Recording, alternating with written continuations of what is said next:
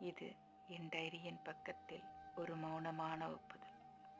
சில நேரங்களில் நமக்கு பிடிக்காத ஒரு விஷயத்தை எதுவாக இருந்தாலும் எதையும் மாற்ற முடியாமல் அமைதியாக ஏற்றுக்க வேண்டிய நிலை வரும்.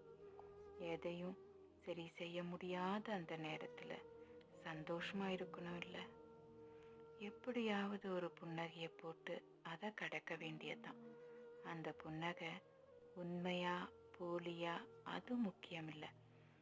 ஏன்னா நம்முடைய உணர்வுகளை உண்மையா பார்த்து அக்கறை கொள்வதற்கு தெரிஞ்சவங்க மிகச்சிலர் தான்.